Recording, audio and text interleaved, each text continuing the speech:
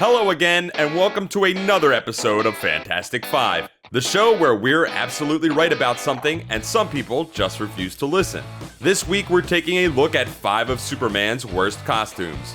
For a character that's been around as long as Superman, it'd be silly not to expect him to mix it up every now and then and try on a new outfit, but they can't all compete with his classic look. In fact, most of them can't.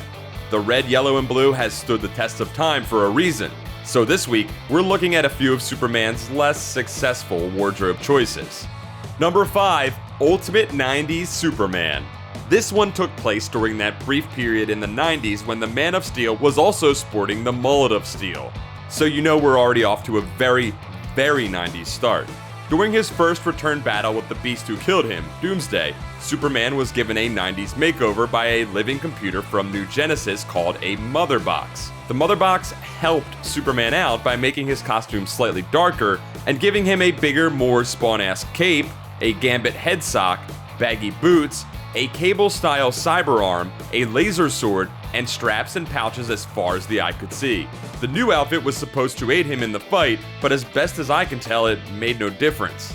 Thankfully, the Mother Box had the good sense to give him back his old costume at the end of the story, but apparently a haircut was beyond her powers. Number 4, Electric Blue Superman. When Superman died in 1992, the unexpected shakeup in the status quo was such an unexpectedly huge moment in pop culture that everyone wanted to get in on the act. DC and Marvel both discovered the media would talk about them if they made what we used to call stories into events.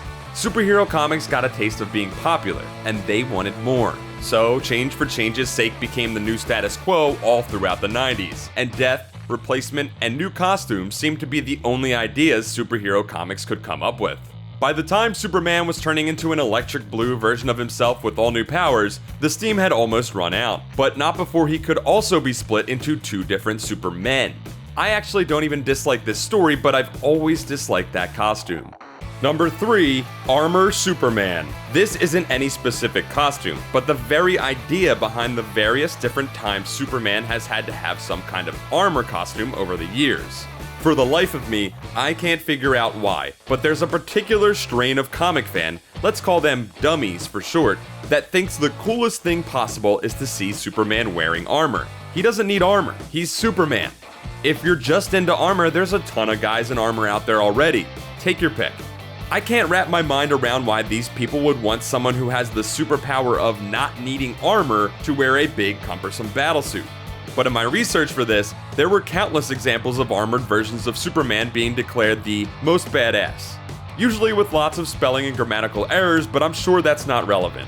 It's like when toy lines give the Flash a motorcycle and you just want to ask, you do get that running is kind of his thing, right? Number 2, Smallville Superman. AKA the Blur, AKA the Red Blue Blur, AKA why won't this show just have him be Superman already? For 10 long seasons, we waited for Smallville to deliver on its promise of showing Clark Kent become Superman, and they made us wait until the absolute last possible second to finally see him in the suit. And even then, we only barely saw him, and the rumor was that star Tom Welling refused to put the suit on. And what we did see was CGI trickery. So, for 10 seasons, we watched Clark run around and do semi-super things in a red jacket, a blue t-shirt, and blue jeans. Or a blue jacket and a red t-shirt. Until he started dressing in all black for some reason. Even as other characters showed up looking straight out of the comics, the Daily Planet was still chronicling the legendary exploits of the Red Blue Blur. Thanks for nothing, Smallville. And number 1, Flashpoint Superman. Awful doesn't even begin to cover it. God-awful probably isn't even strong enough. When the Flash went back in time to save his mother from being killed by the Reverse Flash, he inadvertently created an alternate timeline where the world was basically ruined and everything is terrible. No one has heard of the Flash or the Justice League or Superman. Also, no one has heard of fashion, because all of DC's familiar characters got new looks that are across the board atrocious. And at the top of the ugly makeover list is Superman. Captured by the government as an infant and kept away from the power the sun would give him, the not-so-Superman is an emaciated, frightened, ghoulish figure in the world's gothest onesie.